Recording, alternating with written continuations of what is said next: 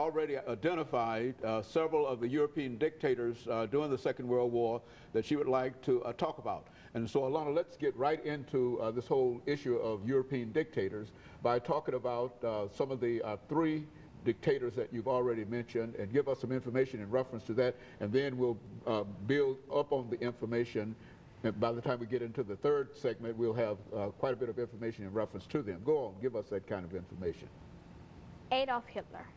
What do you think of when you hear Adolf Hitler? Well, I think of the Holocaust. I think of the World War II. I think of just a number of things. I think of brutality. But what do you think of, and why don't you talk about Adolf Hitler? When I hear Adolf Hitler, I think of Anne Frank, her diary, the struggles that Jewish people had to go through, the pain that they suffered, the concentration camps that they were found in later after the Holocaust had ended. And now, Adolf Hitler, when you have to expand on this basically, you can't just say, oh yeah, he made the Holocaust, da, da, da, da, da. It was so much more than that, so much more than that. I mean, he killed many people. He took lives that didn't belong to him. And I mean, and he just took lives and took lives. If you did something, if you did the slightest thing that he did not like, you were gone. And so that's what I think of when I hear Adolf Hitler. Now let's expand more on who Adolf Hitler was and why he is such an important part of this show today. Adolf Hitler was the Chancellor of Germany. He was born in Austria and died in Germany when he was assassinated. Now, he was an aggressive person growing up. He always was, and he grew up to be. He was the leader of the Nazi Party. What do you think of when you hear Nazi, the word Nazi? I think of Adolf Hitler again, and the leader of the party. Go on and speak to it. Now, Nazis were a group of people who basically thought that they were better than everybody else. Like, if I happened to walk down the street and I walked across a Nazi, I would get sneered at. I would probably get pushed or teased or laughed at because of the color of my skin, because I was African American. But luckily, I've never crossed over a Nazi.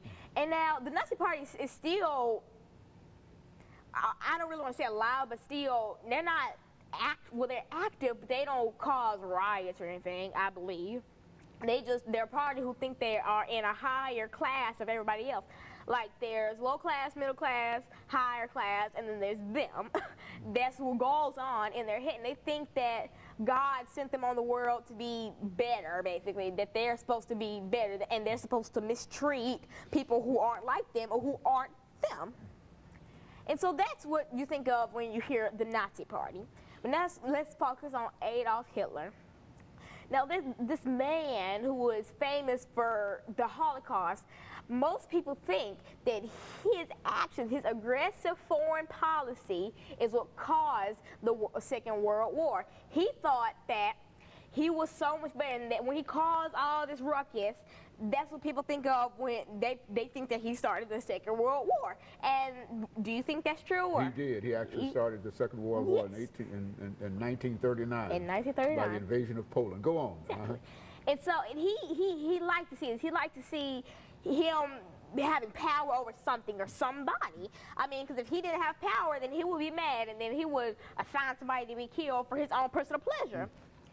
But I just can't see how someone would enjoy seeing millions and millions and millions of innocent people. I mean, these people weren't criminals. These people never did anything to you.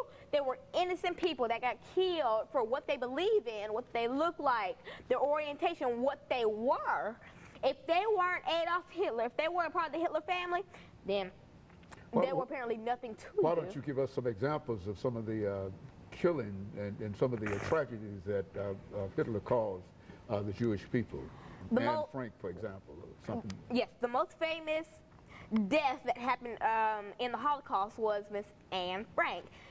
She wrote, she had a diary, and she kept all of her experiences about the Holocaust in that diary. And when she had passed away, her father found the diary, and he planned to be able to, and he made sure that that book was published and that everybody got to see how horrible the Holocaust was. And that's what he did. It's been published in almost all languages. it's so many languages like German or English. And so, yeah. And so that's how important Anne Frank was to the Holocaust. And those, and she's basically the most,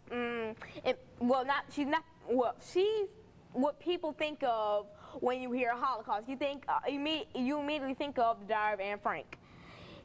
You just right on the spot. And she was so much more than that. She wasn't just an author. I mean, she didn't even plan to be an author. She was just a regular girl who kept a diary. Very good. And so in a real sense, you've identified Adolf Hitler as perhaps one of these dictators, and I think you've indicated that a dictator is a person that controls the government, the political government, the ruler of everything, and et cetera. And now, what do you think over the last 2 minutes that we have during this segment? What do you think that were some of the most destructive things that dictators did outside of actually killing people? I think that was the worst thing that they did. I mean, they killed people, they ruined families, they separated families. They did so much to these people, to innocent people that didn't deserve this. And they were killed because of what they believed in. Well, if you looked at these dictators, how would you classify them in terms of how they suppress folks' freedom and their citizenship and perhaps their right to vote? Did they control that aspect of the lives of Yes, they took away every right that the people in that country had. They took away the 13th, 14th, 15th Amendment, the right to vote, the right to citizenship, and the right to be able to be a citizen. To be free. To be free, right. And in a real sense. And so in a real sense, these dictators that you've identified in Europe during the period of the Second World War, you've identified Adolf Hitler as perhaps one of the leaders in a real sense because of the...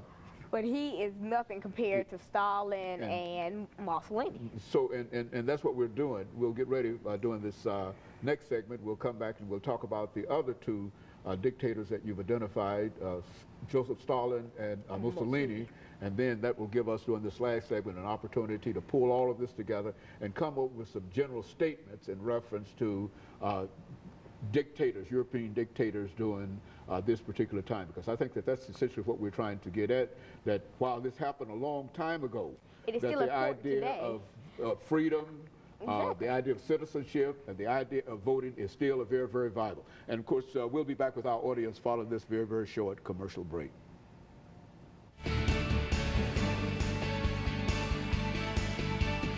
Final segment of the show for today.